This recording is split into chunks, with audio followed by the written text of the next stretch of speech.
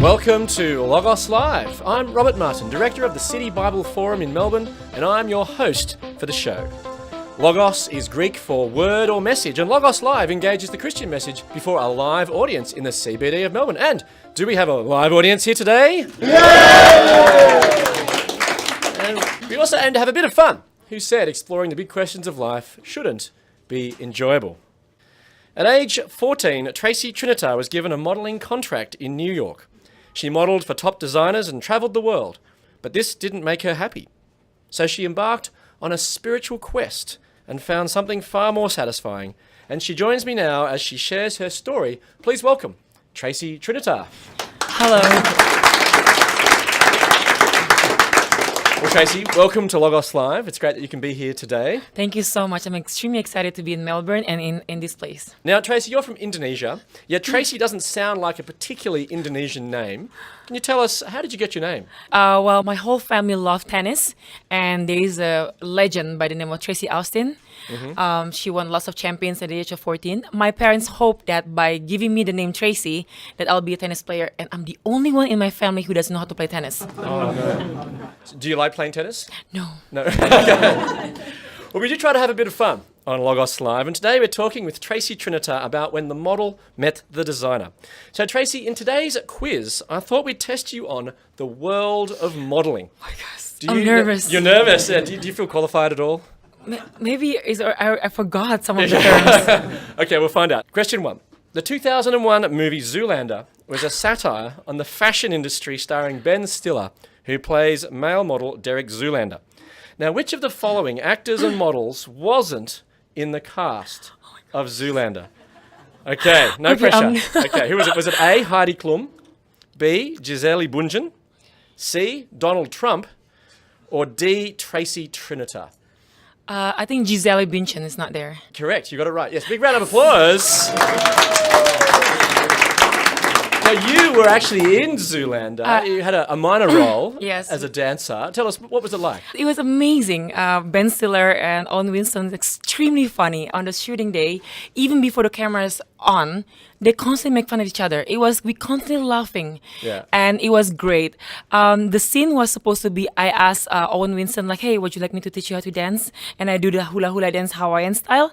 But it's so funny because they cut it, but at the same time, they put the picture as a billboard. So my friends saw in the US, like, Trace, you in billboard everywhere across the US. I'm like, really? What for? And it was a Hansel. Instead of Zoolander, they make fun. It's like Hansel movie, but it's really part of a Zoolander movie. It's in 18 minutes when you see the movie of Zoolander for only 3 seconds.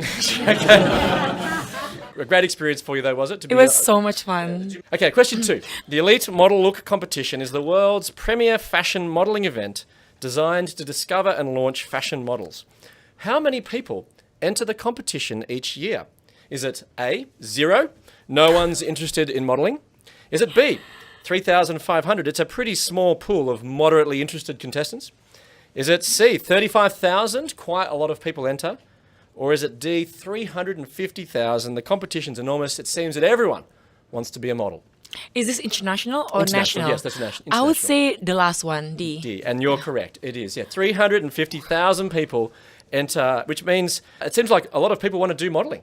Wow, that's interesting. Do you think that I should enter the elite modelling? I'll leave it to public opinion. Oh no, you're the professional. Maybe I should get your opinion. I want to go through this interview well, so I better be nice to you. Okay, just a full disclosure. They do say I have a face for radio. So anyway. So Tracy, in our world of modelling quiz, you got 2 out of 2 correct. Big round of applause for Tracy Trinita. Now, Tracy, whilst we've been talking about the world of modelling, you weren't always a model. In fact, you grow up facing some fairly significant challenges. Can you tell us what it was like growing up in Indonesia? Well, I grew up in Bali. It's beautiful. My house 5 minutes away from the beach, and after school, I just jump to the sea and swim until I'm hungry and come back home to eat. But in school, like, I received such a peer pressure, and also I have such a low self-esteem.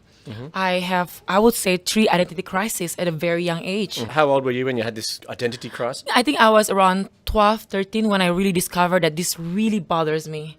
And I wish I can change to be somebody else. So you weren't particularly happy with who you were At that time, there's three major things that really bothers me. The first one was actually identity. My father is from Brazil, and my mom is Indonesian. My dad, blonde and blue eyes. My mom is Asian, dark skin, and I look Chinese. And people, if I walk with my parents, they will be like, "Is that really your parents?" I'm like, "Yeah, they're my parents," because I don't look like neither of them. And the second one is actually, as Maya mentioned, my name, Tracy. Indonesian pronunciation of Tracy is Trasi, and Trasi is a smelly fish. Imagine to be called smelly fish in school. And the last one, I was tall. Yeah. For Asian, I was very tall. I'm actually now 181, 5'11", but before, when I was 13, I was 173. So in Bali, they call me giant. They call me coconut tree. They call me bamboo tree because I'm tall. So I hate those three things, and it makes me grow up with such a low self-esteem. You're also called Giraffe or something as well? Yeah, giraffe is my other name. Yeah. Thanks for reminding Sorry, me. sorry. But that obviously affected your outlook on life. Yeah, very much so. I really wish to be somebody else. I just not happy with who I am. Yeah, what happened? So what happened is that when I was 14, my mom realized that I have such a low self-esteem with my height.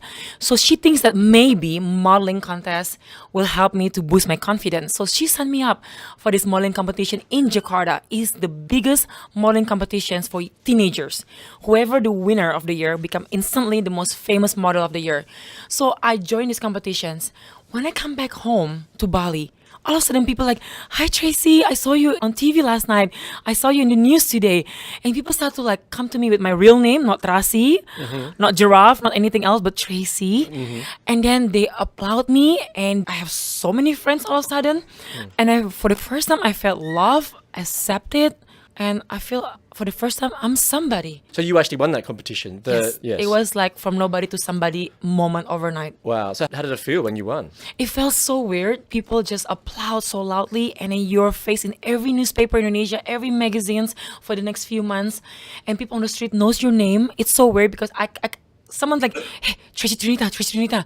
I came to him or her, and it's like, "I don't know you. I just want to call your name." I'm like, I didn't know what famous people feels like. It took a while to adapt to that new lifestyle, but I like it. You liked it? Because for the first time, I really feel important. Then your mum entered you into another competition, the Elite Model Look competition, which was the look of the year. The competition with thousands of entrants. What happened then? Elite model is like equivalent to Miss Universe for model. So I was the winner in Indonesia. I represent Indonesia in the international. There was 65 countries, 77 contestants, and I'm one of the winners. So I get contract to work in New York City with Elite Model Management across the world, which based in New York City. That was the first in the history of Indonesian model. And I was like, wow, like it was exciting. Because this is a pretty prestigious competition, isn't it? There's Very. other top models have been involved in this competition. Linda Evangelista, Cindy Crawford, Naomi Campbell came from these competitions. Yeah. So why did you want to do modeling?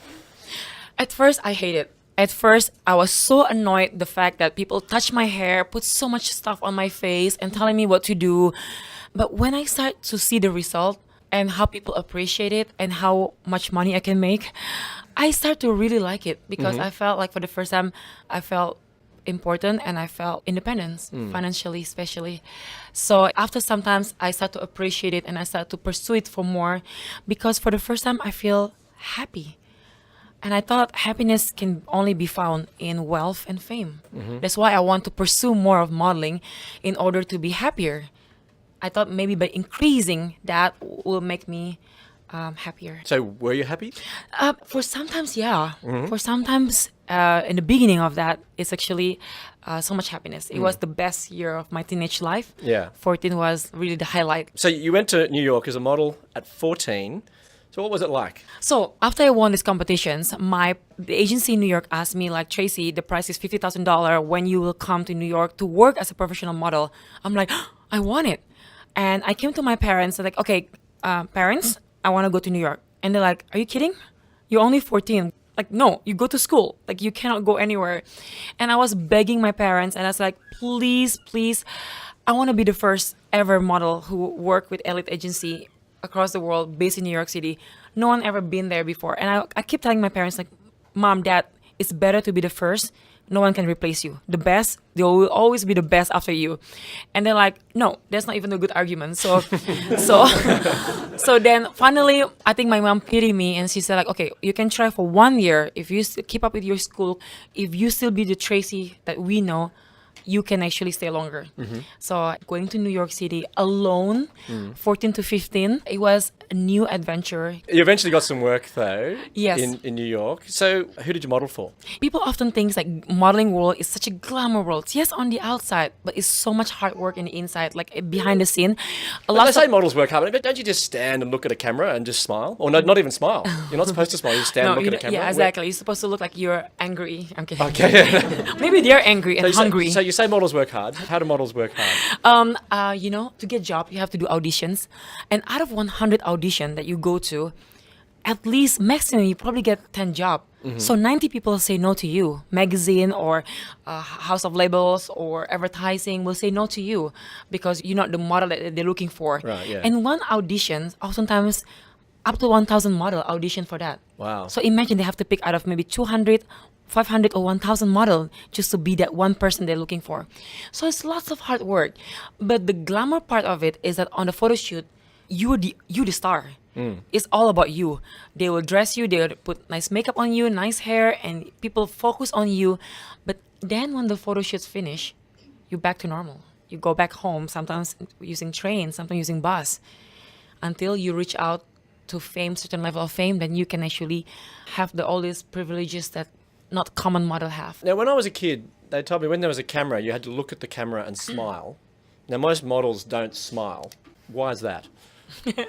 I'm sure they're hungry. Which, No. Sorry, models.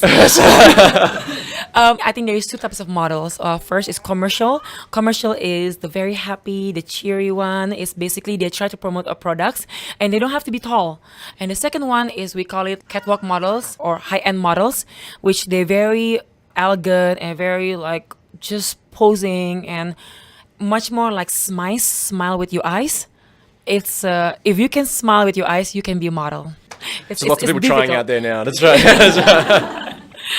Now, a question's come from one of my colleagues. Do models eat KFC? I love KFC with all my heart. I noticed a model comes with two genes. One is naturally skinny and second is try hard to be skinny to keep up with the work. So the natural skinny is so lucky because they can eat anything and they still skinny. One of the example, my friend Giselle Bündchen, I hang out in her house and she eats so much food and she's so small. And the other friends who eat only like half of the apple and she put back in the fridge and I'm like, wait, why don't you finish the whole apple? Oh, that's my lunch tomorrow. I'm like, one apple for 2 days? Who does that? She did it, like, yeah. Wow. So some people have to try hard to keep up with the weight just because the pressure from the modeling world It's intense to remain skinny. Actually quite because of the competitions. It's like, especially when you work in Paris, New York, Milan, is the hardest place. The best of every country come to the cities and you compete the best of the best, basically. So who did you model for? Drop some names. Go on, tell us. Okay, so I did United Color of Benetton worldwide. I did a Mango campaign. I worked for Yves Saint Laurent, Jean Paul Gaultier. I did Chanel. I did Kenzo. I did Elle, Marie Claire, Vogue. You saw your photos on billboards and magazines. How did it feel to see yourself there? It's funny that you asked that because one time I was walking in the shopping mall with my mom and there's a big billboard of my face. I'm like, Mom, that's me. She's like, that's not you. Mom, that's me. That's me, Mom. She's like, that's not you. Until we come close, I'm like, Mom, look at the scar between the eyebrow. I have a big scar here. It is you. I'm just like so funny how she can only see the flaw. Then she realized it was me. Now, Cameron Russell, who gave one of the most popular TED Talks, Looks Aren't Everything, Believe Me, I'm a Model, admits that she is insecure. She has to think about what she looks like every day. She claims that models are probably the most insecure people on the planet. Was she right? I think she's correct. Yeah. It's so funny because when you see models, you see like they look perfect and they act like they're very confident. It's actually very easy to fake that kind of confidence. But honestly, when you've been a judge every single day in the basis of your look, it's really hard to have the real confidence that comes from within. You have to put up a certain confidence to portray that you're a professional model. But I noticed that even for myself, I have such a low self-esteem even when I already work as a model. So ironically, the competition that was supposed to give you self-esteem, you actually now had lost it because of the modeling. Yes, at that time I was trying to fake it to look confident even though I'm not confident at all. As a model, you got to wear great clothes, well paid, were popular, traveled the world. But how did you feel? I have a very close friend of mine that she will call me every 2 weeks to ask, in New York, when you party with a star, you party with famous people that I'm sure all of you have seen his movie. And we hang out with lots of other famous people. And she loved this story. Whenever she called me, she's like, okay, who you've met this week? And I'll tell her, like, remember the album that we sang the whole album? Yeah, he was sitting next to me and we talked. Remember that actor that we watched the movie about the sinking ship and stuff like that? Yeah, I party with him. And she's like, oh my gosh, you're so lucky. I wish I have your life. She didn't know one thing is that's amazing. But every time I come back home, when I unmask myself, when I be the real me, when I don't have to pretend anymore, I'm not happy. And the reason why I'm not happy is not because I'm lack of anything. In fact, I have more than enough. But there's a void in my heart. There's an emptiness in my heart that I don't know how to fill this emptiness. And I'm trying with lots of other things like shopping, traveling, partying, and every other things. And yet I still have to face this emptiness. It's interesting because we often hear that the key to happiness is to have dreams and the key to success is making them come true. And you did that. You had a dream to be an international model and it had come true, yet you were unhappy. It is extremely strange because my theory as a 14 years old that if I want to be happier, I have to be more famous and more rich. At that point of life, I reached those two. I think I was recognized in my country as the first Indonesian model ever make it in the countries of fashion weeks. And then also I have more than enough money as a teenager and yet I'm not happy. And for me, my theory was wrong because I thought when I have those two, I'll be happy and I am not happy. So that makes me wondering, like, where can I find happiness? So was it then that you began Derek Zoolander's quest? I'm pretty sure that there's a lot more to life than being really, really, really ridiculously good looking. And I plan to find out what that is. I think the question is, it's just coming to my heart thinking that where can I find real happiness? Then I look around me. First, I did ask a few models if they ever had this kind of experience of emptiness. And they said, that's normal. I'm like, really? So what's the solutions? And they give me worldly solution that will damage me in the long run, like using drugs, live free lifestyle, or just kill yourself if you're not happy. And then I was like, I don't want to do that. So the next thing, actually, I was looking around me and I realized that those people who have a religion seems to be happier.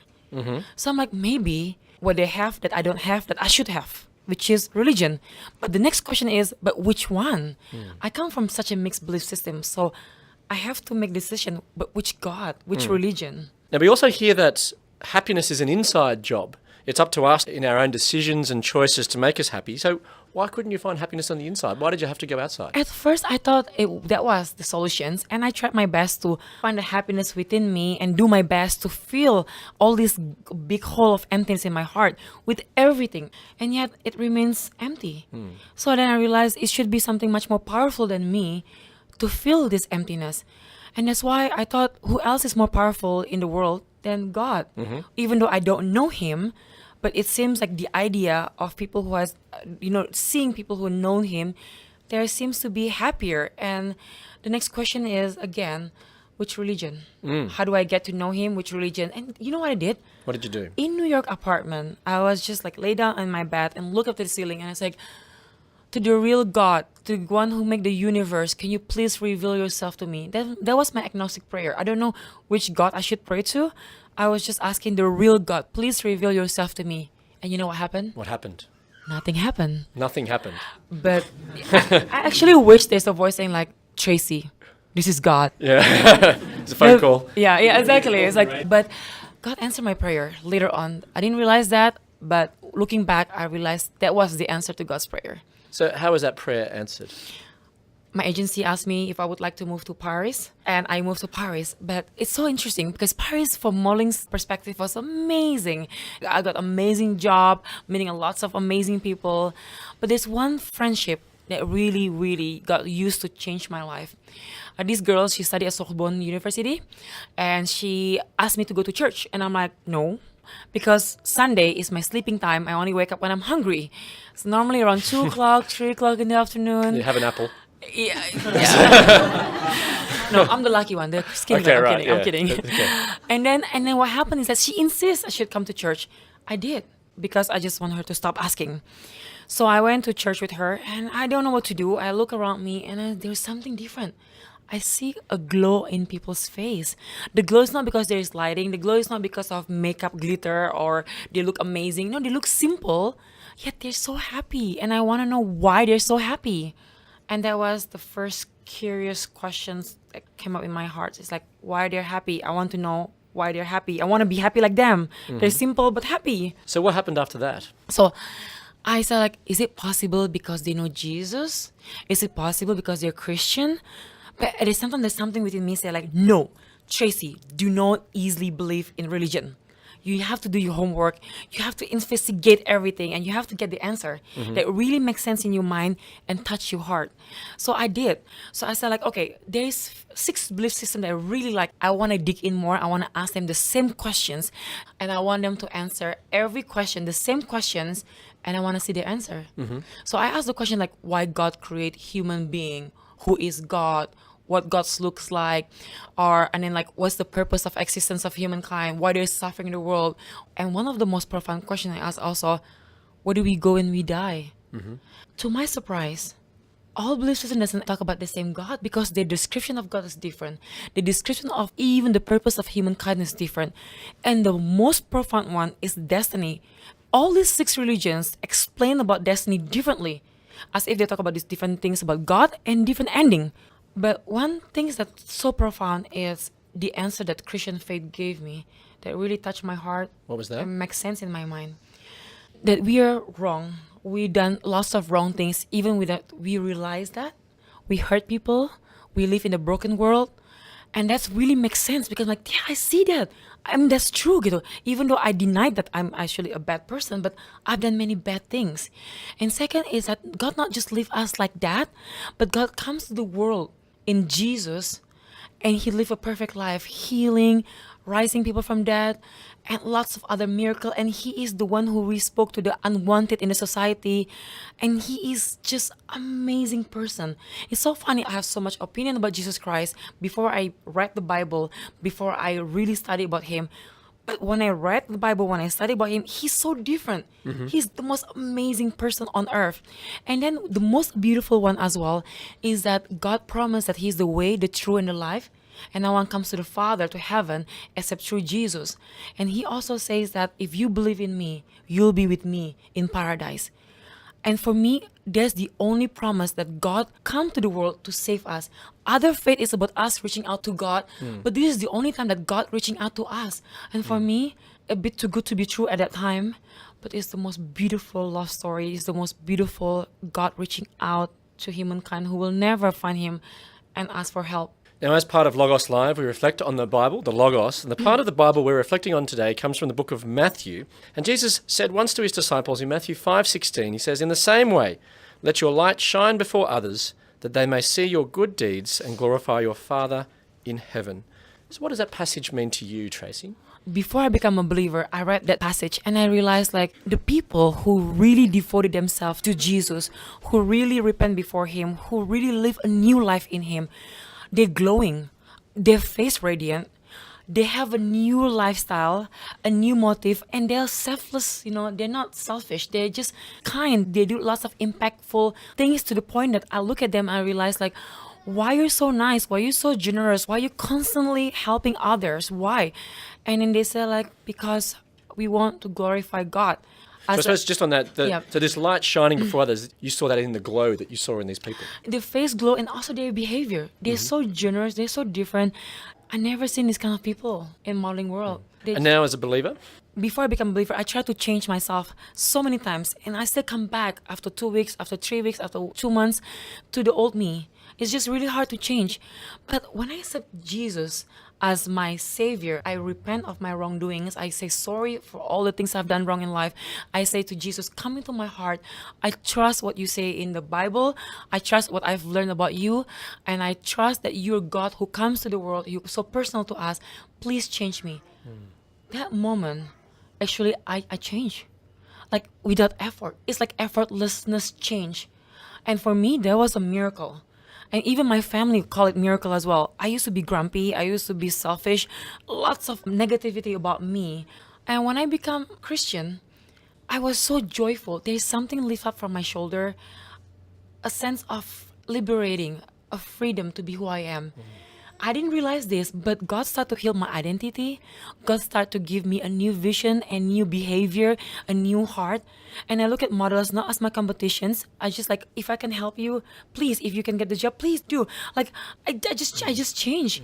And I didn't realize of my change until my friend said to me, Tracy, there's something different about you. And I'm like, what, my hair? You know, like, what? And then I said, no, you're nicer. You're so happy. And I was like, wow. Jesus is not only is real because of people's story, but it becomes so personal and real because I change without even try to change. Just by accepting him and let the grand designer of the universe fix me. And so that hole that you felt, that emptiness, it was filled with Jesus? It fills with so much love, acceptance, different with comparison to what I've learned when I was 14 of people love me and accept me and so on. This is so much different. And the outcome of that, let your light shine before men. And people say to me like, what do you do differently? It's like, I just say yes to Jesus and he changed me. And even though they're skeptic, I was like, me too, I was skeptic too.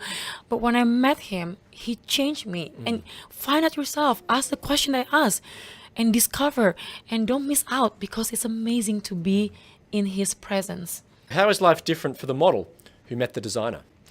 The difference is liberating. The difference is I have a different motive of living, different purpose, and the world becomes such a better place. It seems like God cleansed my lens, that I can see clearly and I can enjoy life to the fullness.